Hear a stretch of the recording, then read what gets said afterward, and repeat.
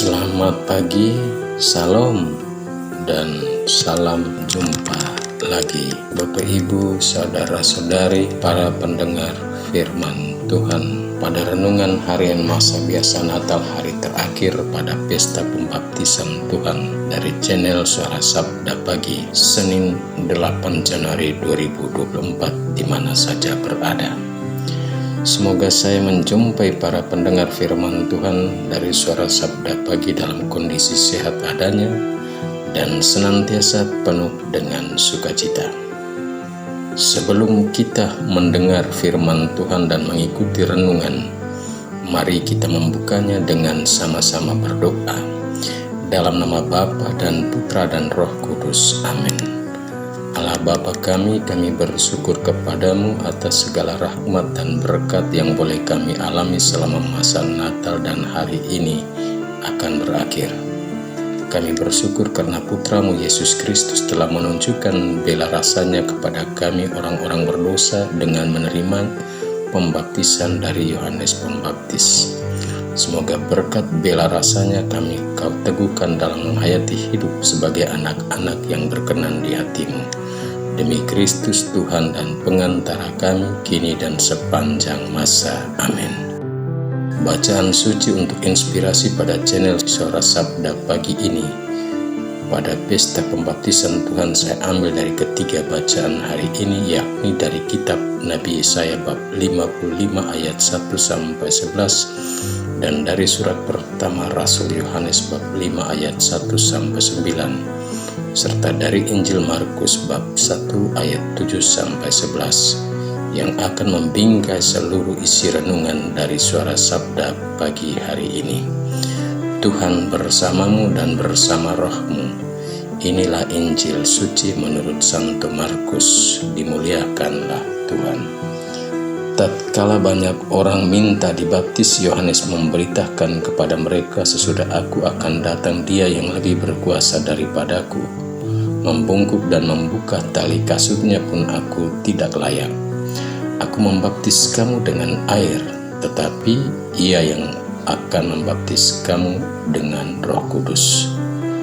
Pada waktu itu datanglah Yesus dari Nazaret di tanah Galilea, dan Ia dibaptis di sungai Yordan oleh Yohanes. Pada saat keluar dari air, Yesus melihat langit terkoyak dan roh seperti burung merpati turun ke atasnya. Lalu terdengarlah suara dari surga, Engkaulah anak yang kukasihi, kepadamulah aku berkenan. Demikianlah sabda Tuhan, terpujilah Kristus.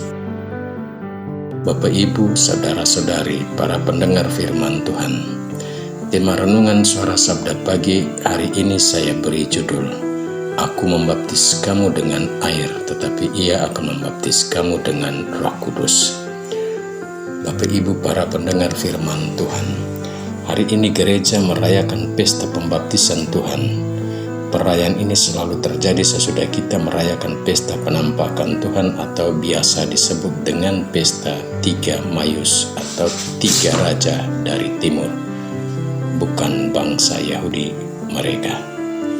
Ketiga bacaan suci pada pesta pembaptisan Tuhan ini mewartakan kepada kita bahwa Yesus Kristus yang dibaptis oleh Yohanes Pembaptis itu merupakan pemakluman Allah atas diri Yesus kepada dunia dan bangsa-bangsa yang menyata dalam pernyataan Allah oleh Roh Kudus dalam bentuk burung merpati yang hinggap di atas Yesus lewat suara peneguhan dari surga saat Yesus keluar dari air, yakni Engkaulah anak yang kukasihi, kepadamulah aku berkenan.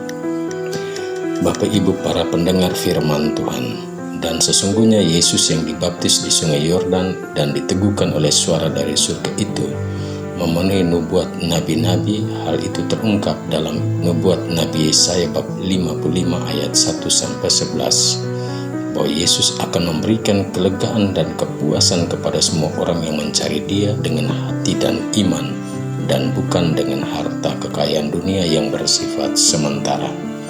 Nabi Yesaya mengajak semua orang mesti bertobat dari hidup lama yang hanya mengejar harta dunia yang memberi kenikmatan sesaat dengan pertama-tama mencari Tuhan selama ia berkenan ditemui dan berseru kepadanya selama ia dekat.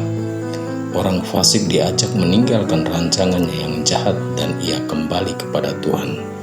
Maka Tuhan akan mengasihani serta kembali kepada Allah karena ia memberi pengampunan dengan limpah.